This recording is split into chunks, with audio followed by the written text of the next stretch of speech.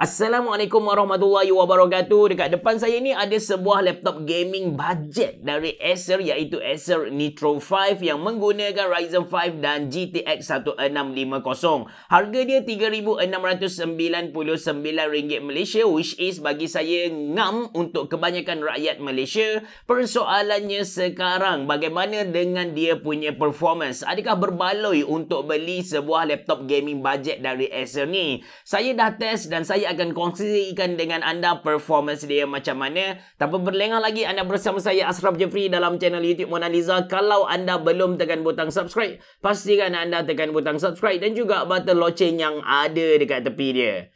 Jom!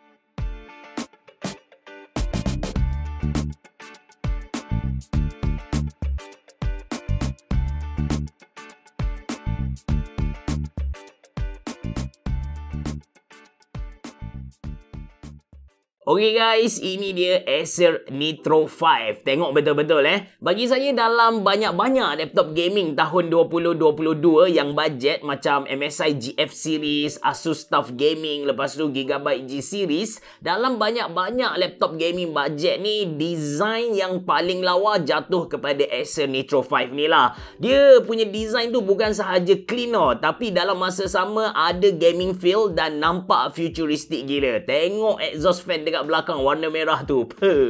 Dekat belakang skrin laptop ni ada logo Acer yang mana dia punya surface tu glossy, kontra dengan dia punya surface di sekeliling, dan kiri kanan kita boleh nampak ada line style space worship. Lepas tu yang penting exhaust fan dekat belakang tu yang warna merah memang cun gila, garang babe. Laptop ni dia main dengan full size keyboard, ada numpad dan layout biasa, senang untuk kita adapt. Kemudian keliling keycap ada cat yang berwarna putih, button WASD, arrow key berbeza dengan key-key yang lain supaya kita senang tengok lah. Keyboard dia ni menyala dengan 4 zone RGB, cuma nyalaan dia tu bagi saya tak sekata. Kalau anda perhatikan betul-betul bahagian bawah macam dia punya space bar, lepas tu Windows key, FN button, line tu dia punya warna LED tu malap sikit kalau nak dibandingkan dengan line-line yang ada di atas dia. Warna lampu ni kita boleh tukar guna software Nitro Sense. Tentang software Nitro Sense ni, bagi saya ini adalah software gaming laptop yang paling menarik lah. Interface dia lawa dan user friendly, senang untuk kita guna. First page tu kita dah boleh tengok dah kita punya status processor, graphic card, boleh main dengan dia punya fan speed, dan kita boleh tukar dia punya power plan. Dan kalau kita tekan ikon-ikon yang ada belah kanan atas tu, kita boleh tukar lampu. Untuk keyboard tadi kita boleh main dengan 4 zone RGB dan kita boleh main beberapa efek yang Acer sediakan kepada kita. Kemudian kita boleh tukar audio profile je, kena dengan kita punya gaming mode, ataupun kita nak layan movie, ataupun kita nak layan podcast kan. Lepas tu ada juga beberapa setting yang lain. In terms of input-output connection, belah kanan ada satu port USB-C 3.2 Gen 2, lepas tu ada satu port USB-A 3.2 Gen 2 dan ada satu port HDMI. Manakala belah kiri pula ada satu combo audio jack dan ada dua USB-A 3.2 Gen 1 dan ada satu LAN port. Belah belakang yang dekat exhaust berwarna merah tu kan, seriously garang gila design dia dia ada satu DC in port. Size screen laptop ni 15.6 inci dengan bezel yang agak tebal, tak ikut trend semasa, but okay. Screen yang dia guna jenis IPS, display yang kita nampak cantik, warna yang keluar dari screen dia terang. Kalau kita set warna putih tu untuk orang yang kita kata macam saya tak boleh tengok cahaya sangat, rabun malam bukan juga, tapi orang yang sensitif dengan cahaya, saya boleh kata dia punya kecerahan tu menyakitkan mata saya lah. Kiranya dia mampu keluarkan warna yang sangat banyak. Saya antara orang yang cacat dari segi penglihatan sebenarnya. Lepas tu untuk gamers untuk gamers dia datang dengan refresh rate screen yang sangat tinggi, iaitu 144Hz. Alright, sebelum saya tunjuk graph gaming sebelum saya cerita tentang dia punya thermal performance, storage performance, saya nak share spek penuh laptop ni. First kali dia punya processor, dia pakai salah satu processor terbaru dari AMD iaitu Ryzen 5 5600H, kemudian RAM dah pun 8GB DDR4, storage dia pakai NVMe SSD 512GB, graphic card dari Nvidia iaitu Nvidia GeForce GTX 1650, screen dia 15.6 inci Full HD dengan 144Hz refresh rate. Ini graph gaming yang saya dapat. Semua game saya test dengan mid setting sahaja. Result dia bagi saya okey sangat.